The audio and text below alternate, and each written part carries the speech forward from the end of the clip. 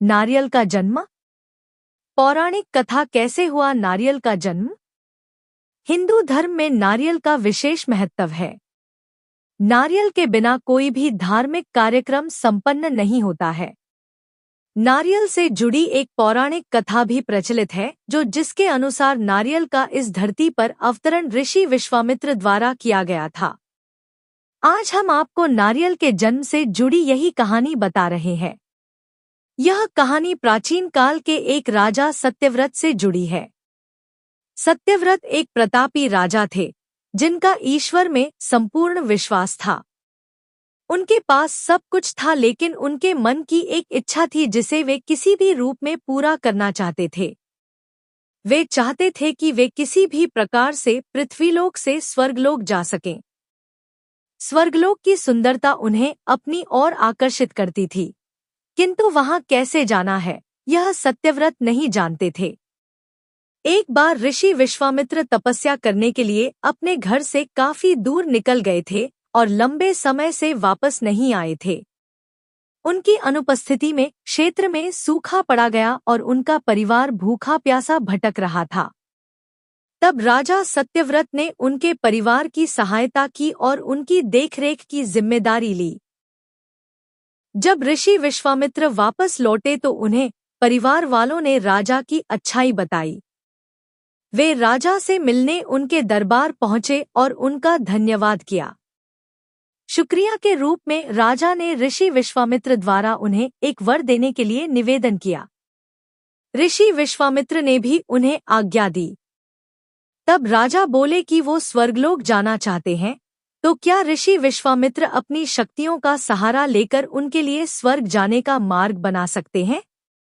अपने परिवार की सहायता का उपकार मानते हुए ऋषि विश्वामित्र ने जल्द ही एक ऐसा मार्ग तैयार किया जो सीधा स्वर्गलोक को जाता था। राजा सत्यव्रत खुश हो गए और उस मार्ग पर चलते हुए जैसे ही स्वर्गलोक के पास पहुंचे ही थे कि स्वर्गलोक के देवता इंद्र ने उन्हें नीचे की ओर धकेल दिया। धरती पर गिरते ही राजा ऋषि विश्वामित्र के पास पहुंचे और रोते हुए सारी घटना का वर्णन करने लगे।